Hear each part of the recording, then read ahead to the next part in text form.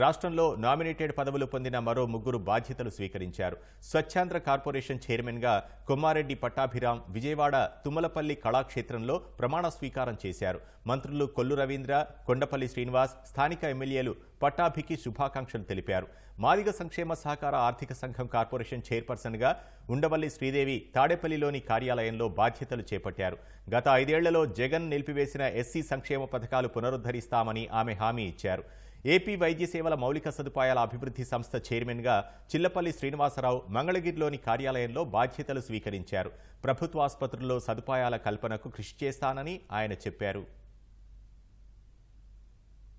2025 October 2వ తేదీ నాటికి దేశంలోనే నంబర్ 1 స్థానంలో ఆంధ్ర రాష్ట్రాన్ని నిలబెడతాం. స్వచ్ఛాంధ్ర కార్పొరేషన్ ఆ విధంగా క్రియాశీలకంగా ఉంటుంది. ప్రతి జిల్లా, ప్రతి మండలానికి మేము చేరుకుంటాం. ఇప్పటికే అనేక ఆలోచనలు నాలో ఉన్నాయి. వాటన్నిటినీ కూడా పెద్దలందరి సహకారం, వారి సలహా సూచనలు కూడా తీసుకుని అమలు పరుస్తాం. నేను దళితులకు మేనమామ అంటాడు, కానీ ఆయన మేనమామ ఎవరికంటే 420 బ్యాచ్కి ఎవరైతే దళితుల్ని హత్య చేశారో వాళ్ళకు మాత్రమే ఆయన అండగున్నాడు తప్పితే దళితులకి ఎప్పుడు కూడా అండగలేరు. దళితులు చంపిన వాళ్ళని నెత్తి మీద పెట్టుకున్నాడు. ఎప్పుడైతే దళితులు వాయిస్ రేజ్ చేసి ఈ బెస్ట్ అవైలబుల్ స్కూల్స్ ఏంటి, మరి ఇన్నోవా కార్ల పథకాలు ఏంటి, ఇవన్నీ అడిగితే దళిత ఎంపీనే నా మీదకి వదిలి రకరకాలుగా అవమానించారు.